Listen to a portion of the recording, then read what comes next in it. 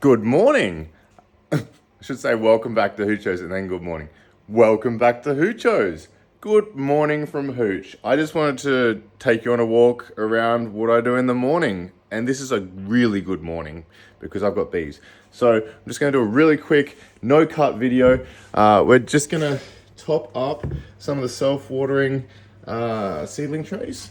So this one needs a little bit of water because I've got a fan on this tray and they've been transpiring, and there's also a bit of evaporation coming off the top of the cocoa. I actually had to design a new 3D print this morning, so I'm printing that in here on the P1S, and the X1C has finished a print. Have a go at the size of this thing. Wow. And this is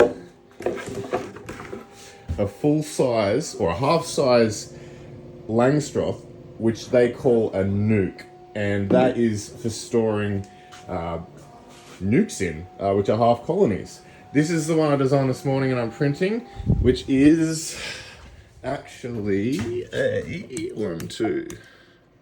See if we can get into this computer. Here we go.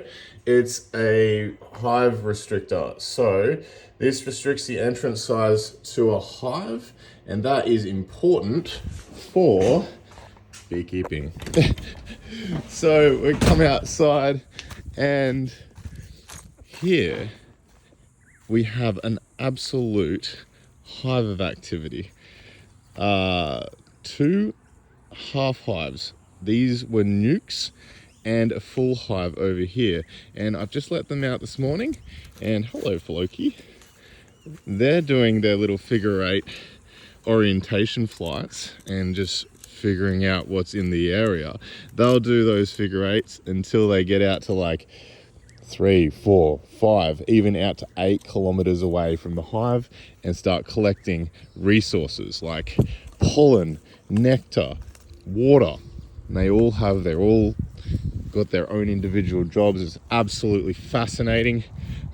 So this is the hive that I'm designing the restrictor for, because both of these hives, the entrance is just too large. They're not able to guard against pests. All right, I'm also walking around this morning, and I've just been stringing up all of the cucumbers. As you can see along here, I've just been coming along with a little plant tie. This is a tomato clip, and I've just been making sure that they're fully supported, like so. And I've been doing that for all of, not the tomatoes yet.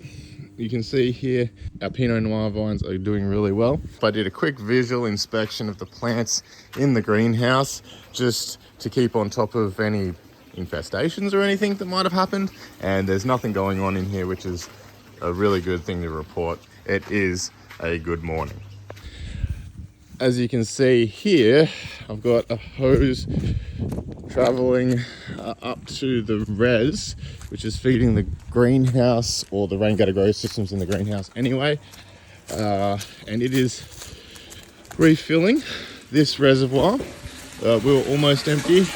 We only had like that much nutrient left, and that'll refill, and then I'll add in, I'm going to use the silicate to bump the pH up. So I'll use half of the 500 ml, which is a 250 ml. That'll bump my pH up to where it needs to be. Then I'll add in my nutrient. And I'm doing the same for the nutrient over here because it was also getting about that high from the bottom of the reservoir. So I've just started topping that one up with this hose, and it just comes over here. They're both on float valves, so I can just leave them and there's no chance I'll overflow. As you can see here. So I had the girls out this morning, but they started eating my bloody cucumbers, so I put them back in.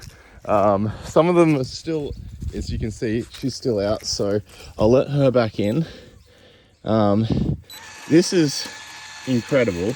Come on. In you go.